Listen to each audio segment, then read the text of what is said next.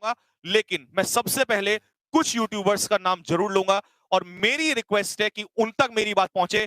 और सर, एक बहुत छोटा सा और बहुत उम्र में भी शायद आप लोगों से छोटा, लेकिन दिल में गुस्सा बहुत है और इमोशंस बहुत हैं। मैं नहीं चाहता कि बच्चे इस तरीके से टूटे। आप प्लीज, इन सभी की तरफ से मेरी हाथ जोड़ के रिक्वेस्ट है, प्लीज आप आगे आइएगा और आप सपोर्ट करिएगा। और मैं इन सभी बच्चों के साथ हूं और बहुत सारे डिफेंस जितने भी एजुकेटर्स हैं वो सभी इन बच्चों के साथ हैं। क्या होगा वो देख लिया जाएगा। तो सबसे पहले मैं खान से रिक्वेस्ट करना चाहूंगा कि आप लाखों लोगों के दिल में इस समय राज करते हैं, आप प्लीज इन बच्चों के लिए आवाज उठाइएगा। खान सर, मेरी आपसे हाथ जोड़ के रिक्वेस्ट है। वहीं मैं गौरव सर से, राजस्थान वाले गौरव सर हैं, मैं उनसे भी रिक्वेस्ट करूंगा कि सर इस मुद्दे को मैं नहीं, हम हम सभी टीचर जितने भी डिफेंस वाले हैं, हम इस चीज को डिसीजन करके ऑनलाइन कैसे प्रोटेस्ट करना है। और सर ये तो पता है कि ऑनलाइन के अलावा आगे आगे भी क्या करना है वो भी करना ही पड़ेगा। आप हमारा इसमें रिक्वेस्ट कीजिएगा, आप हमारे इसमें सपोर्ट कीजिए। इसके अलावा मैं राकेश यादव सर से भी रिक्वेस्ट करूंगा कि सर प्लीज, थोड़ी सी आपसे रिक्वेस्ट है, आप भी इसमें आगे आइएगा।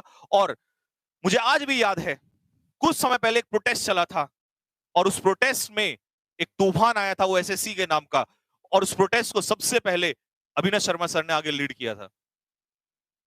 और उसमें सर मैं आज भी उस चीज को याद करता हूं कि इस समय उत्तराखंड में जब वो प्रोटेस्ट चल रहा था, सबसे पहले मैंने यहां से वीडियो शेयर किया था और बच्चों को कहा था कि आप लोग भी इसमें आगे आइएगा। भले ही हम आपके कंपैरिजन में वो इतनी चीजें नहीं रखते हैं, लेकिन सर दिल में जोश और विश्वास बहुत है और हम ये मानते हैं कि अगर एक एक चीजें जुड़े तो रिजल्ट जरूर आएगा। आप लोगों से सर, और आपके जैसे बहुत सारे और सभी टीचर्स हैं जिनका मैं नाम नहीं ले पाया हूं, मेरी हाथ जोड़ के रिक्वेस्ट है कि प्लीज आप लोग सभी आगे आइएगा और इस आवाज को, सर एसएससी के आपके स्टूडेंट जो हैं, सर रेलवे का स्टूडेंट जो है बहुत समझदार है, वो 10-10 साल पेशेंस रख सकता है, उसकी उम्र ज्यादा होती है। सर इस बच्चे की एज बताइए क्या होती है, 20 साल होते नहीं है उसकी उम्र खत्म हो जाती है। कैसे पेशेंस, 1 साल 2 साल सर, 4 साल 5-5 साल इनके पास रखने का पेशेंस नहीं है, क्योंकि इनका तो करियर यहाँ पे देखिए ना आप, कितना 2-2 ढाई-ढाई साल इनके पास होते हैं और किस उम्मीद के साथ ये सब कुछ छोड़ के यहाँ एंट्री करते हैं और इनको पता चलता है कि इनका तो कुछ बचा ही नहीं है, सब कुछ ही खत्म हो चुका है।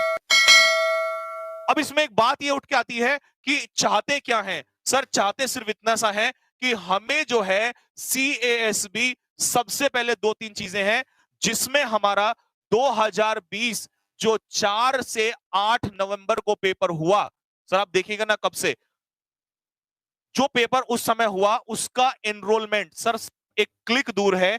जो बच्चे, हजारों बच्चे बैठे हुए हैं, सब कुछ हो चुका है लेकिन उनका एनरोलमेंट नहीं आया अभी। उसके बाद 14 से 18 जुलाई को सर एग्जाम हुआ, आज तक उसका रिजल्ट नहीं आया है, एक क्लिक दूर है सर रिजल्ट। उसके बाद इनटेक जो होना था वो सब खत्म हो गया और सर जो अभी अप्रैल में होना है उसका भरोसा नहीं है, क्योंकि जनवरी में फॉर्म आ जाना था। ये कुछ चीजें हैं सर, ये हमारी एयरफोर्स आर्मी नेवी से कोई रिक्वेस्ट नहीं है, they are doing their work very well.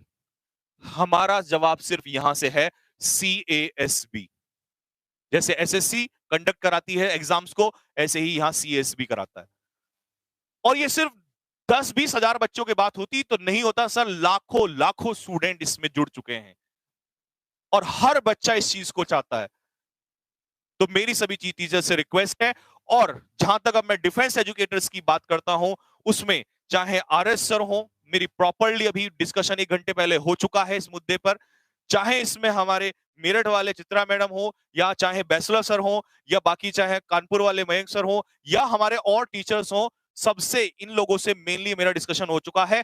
जिनसे भी नहीं हुआ है उनसे मैं पर्सनली, भले ही चाहे कोई टीचर करे ना करे, लेकिन मैं खुद को छोटा बनाकर मैं इसमें आगे बढ़ूंगा और मैं सबसे एक एक बार बात करूंगा, चाहे मुझे वहीं जाना पड़े, लेकिन मैं सभी टीचर्स को एक प्लेटफॉर्म पे लाऊंगा और एक जगह खड़ा करके आगे बढ़ूंगा। और होपफुली सभी टीचर्स इसमें आगे आएंगे, क्योंकि सर अब ये इमोशंस जो हैं बाहर आ चुके हैं और काबू से भी बाहर हो चुका है। और मुझे पता है सर आप सभी के भी हो चुके हैं, लेकिन सबको बस एक साथ जुड़ना है, क्योंकि सर अगर ये इनटेक भी खत्म हो गया सर, चीजें बहुत ज्यादा बिगड़ जाएंगी, जो कि हालात बिगड़ ही चुके हैं। और ऐसा कोई भी कदम हम नहीं उठाएंगे जिससे स्टूडेंट को नुकसान झेलना पड़े या किसी टीचर को नुकसान झेलना पड़े। क्योंकि किसी ने कहा है बहुत अच्छे से कि अगर प्लान्ड एक्शन नहीं हुआ तो उसका कोई रिजल्ट नहीं आएगा। अगर मैं ये अभी कह दूं नहीं दिल्ली चलो और ये चलो वहां प्रोटेस्ट करो, उसका कोई वैल्यू नहीं है। स्टूडेंट को नुकसान झेलना और हमें झेलना है।